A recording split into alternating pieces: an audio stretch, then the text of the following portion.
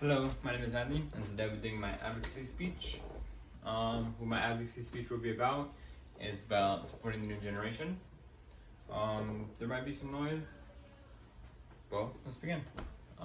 Imagine how disheartening it would be to hear from an older adult or someone you looked up to that you and your generation is lazy or is good for nothing and all the bad things, and I hate it. Well, you might say, I've never heard that before, and I've never received that comment from any of my peers or my adults or nothing. Well, you maybe haven't, but it doesn't mean anyone else hasn't. According to recent group polls, 71% of Americans think millennials are selfish. 65% think that millennials are entitled. And I guess this isn't anything new. It's happened all throughout time. Well, not really. We're not sure about that. But one of our oldest reasons to believe so is that Shakespeare thought so.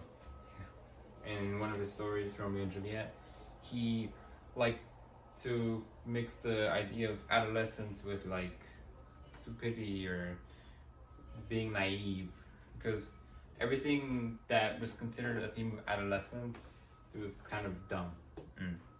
Kind of linked those two together, And since Shakespeare's work was mostly from his own opinion, it kind of adds to the fact that he thought so. But I'm not here to complain about millennials, and I'm not here to defend them. I'm only here to address a topic that might affect them.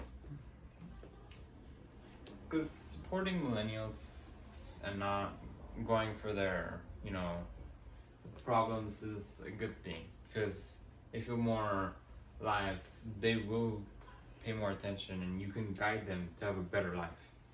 And most people think that life of a millennial or in this generation is a lot easier than it was before, but to be honest, it isn't.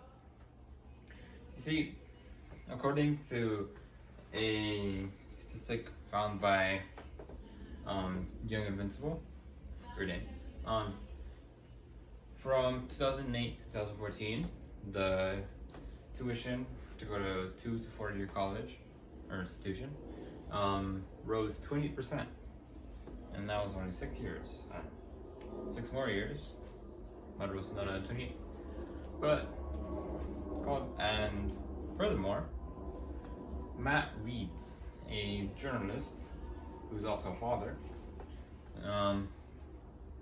found when he went to college in 1986 that his tuition cost $15,000, and considering the wage was $3.35 and as average, he calculated that it would have taken him 4,478 hours to work off the tuition.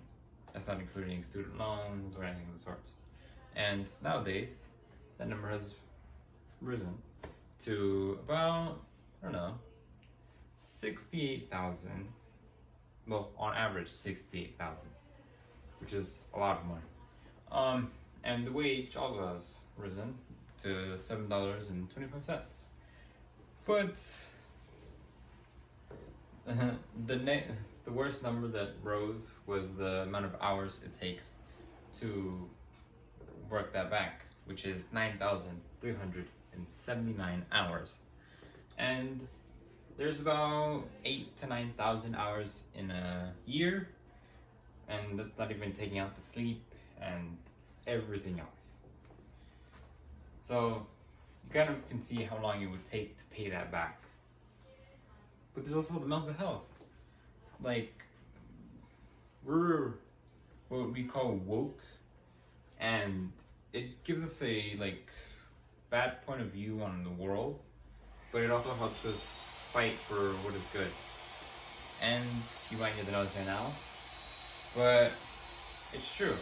Being woke gives you a negative view in the world, but being woke also helps you look at the world in a in a way you could change it, in a way you could fight for it. It gives you more liberation. You know? Like you wanna go out and fight for it. And someone would argue that that's a bad thing too, because some people fight for the wrong reasons or fight the wrong things. You know? Like, it's true. Like, there's the example of a feminist activist crashing a men's awareness suicide event, or men's suicide awareness event. Sorry. And they basically crashed it because they said it was anarchy and that supporting this was supporting men. But it's suicide.